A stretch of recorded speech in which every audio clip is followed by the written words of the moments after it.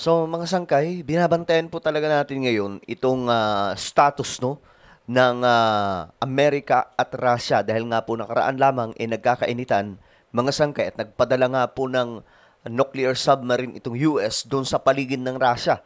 At kumbaga, sabi pa nga po ng mga eksperto mga sangkay pagdating sa geopolitics, anytime puputok ang digmaan na ito kung hindi po mapipigilan. At kapag nangyari yan, magaganap po mga sangkay ang nuclear war. Ngayon, mga sangkay, nagkaroon ng pag-uusap ang Amerika at Russia, no?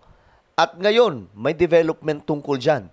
Ang tanong, tuloy pa ba ang digmaan o kanselado na? Pag-usapan po natin.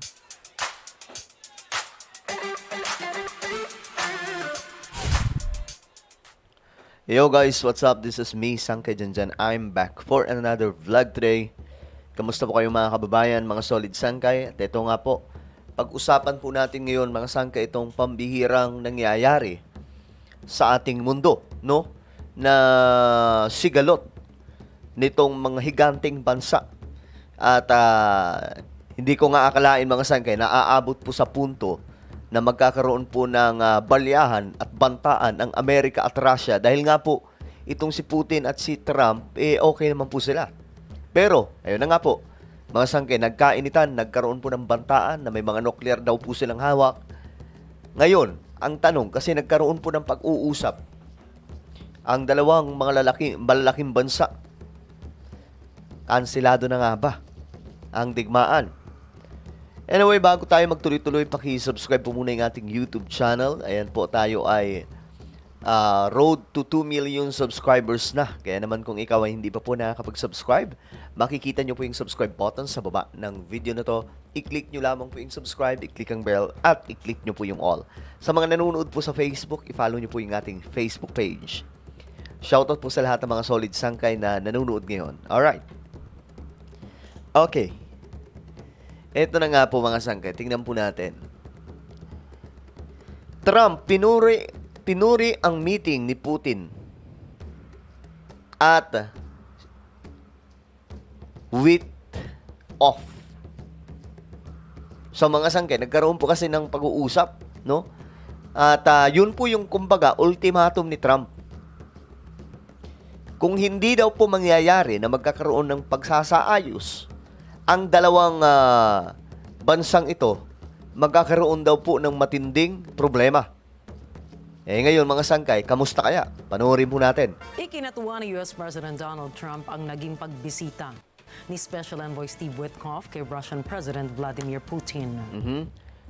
Trump ang naging pagbisita ni Special Envoy Steve Witkoff kay Russian President Vladimir Putin. Okay, ayan po Kinatuwa ang pagbisita mga sangkay nitong si Witkoff doon po kay Putin.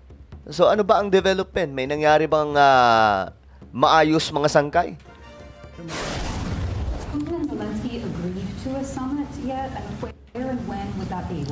Ang tanong, ito. President Zelensky agreed to a summit. Where and when would that be? Sabi po dito. Where and when would that be? Well, there's a very good prospect that they will. And we haven't determined where, but we had some very good talks with President Putin today. Ayan. Nakaraan lamang ang sinasabi po dito mga sangkay ni Trump. No, I'm very disappointed. Very, very disappointed with Putin. Pero ngayon, mga sangkay, maganda na po yung sinasabi, But we have some very good talks with President Putin today.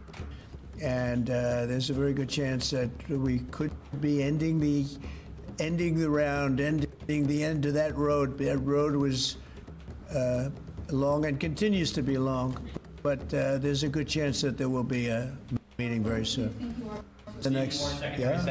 Okay. So, ang tinukoy niya na ayos kasi magkakaroon daw po ng, kumbaga, naging maayos ang pag-uusap at magkakaroon pa po ng susunod na pag-uusap. At medyo malayo pa raw po ito mga sangkay. So, ang ine-expect ko na mag-agree na po si Putin dito ng tigil putukan na kaagad. O ceasefire na po mga sangkay. Pero mukhang, ewan ko, Paano niya nasabing good ano pa to? Magandang development. Yeah, you're going to see a lot more. So this is a taste of You're going to see a lot more. You're going to see so much secondary sanctions. Yes, ma'am. Okay. So, nung tinanong siya kung magkakaroon pa po ng mga parusa or mga sanction, itong Russia, meron pa raw. Makakakita pa kayo ng mas marami pa. Ang bihira, mga sangkay. Ayon kay President Trump, naging makabuluhan ang naging pag-uusap ni na President Putin at Ambassador Witkoff. Kasalukuyang nasa Moscow si Witkoff para hikayatin si Putin na tumugon sa ceasefire na isinusulong ng US upang matigil na ang labanan nila sa Ukraine. Ayan po, mga sangkay, oh. Ang post ni Donald Trump, may special envoy, Steve Witkoff, just had a highly productive meeting with Russian President Vladimir Putin. Great progress was made. Afterwards, I updated some of our European allies. Everyone agrees this war must come to a close. And we will work towards that in the days and weeks to come. Thank you for your attention to this matter. Ang nasabing pagkikita ay kasunod ng nalalapit na deadline na ibinigay ni Trump sa Russia para sumang-ayon sa ceasefire. At kapag hindi ito nangyari, ay papatawan niya ng mas mabigat na sanctions. Nakausap rin ni Trump ang ilang mga kaalyadong bansa sa Europa kung saan naniniwala sila na dapat ay matigil na ang kaguluhan sa pagitan ng Russia at Ukraine. Sa panig naman ng Russia ay sinabi rin ni Russian Foreign Policy Advisor Yuri Ushakov na naging mabunga ang diskusyon ng dalawa na maaaring magbigay daan sa pagwawakas ng giyera ng Russia sa Ukraine at magsilbing tulay sa pakikipag-ugnayan ng Russia at Estados Unidos. Состоялся, весьма полезный и конструктивный разговор. Если назвать темы, то прежде всего, конечно, это украинский кризис. И вторая тема – это перспектива возможного развития стратегического сотрудничества.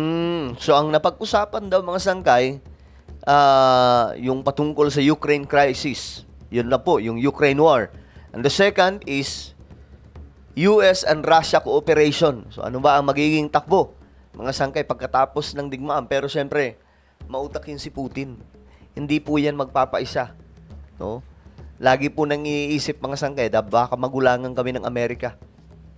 Kasi, sa mga nagdaang mga panahon, yung mga naging presidente ng US, talagang, lalong-lalo na po sila Barack Obama, mga Democrats, mga sangkay, talagang magugulang po talaga. Kaya nga po, di ba, itong si former President Duterte noon, mga sangkay, binabanat-banatan po si Barack Obama. At ito rin po si Donald Trump, hindi po rin po siya nagtago, no? Binanat-banatan din po niya itong sila Obama na siyang pasimuno daw po ng kaguluhan, mga sangkay. Между США и Россией.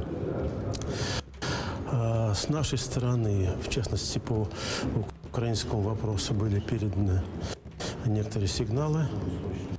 Соответствующие сигналы получены и от президента Трампа. Pinuri rin ni Ukrainian President Volodymyr Zelensky ang naturang dialogo kung Eto na, sana po matigil na po ito, no? Magkaroon na ng end. Una, matapos na yung banatan nitong Russia at Amerika. At second one is matigil na po yung digmaan talaga ng Ukraine at Russia. Kasi nga po, Diyos mo marimar, ilang libong tao na po, mga sangkay, ang sumakabilang buhay dahil po dyan. kung saan sinabi niyang nakikita niya na mas bukas na ang Russia sa pakikipagnegosasyon.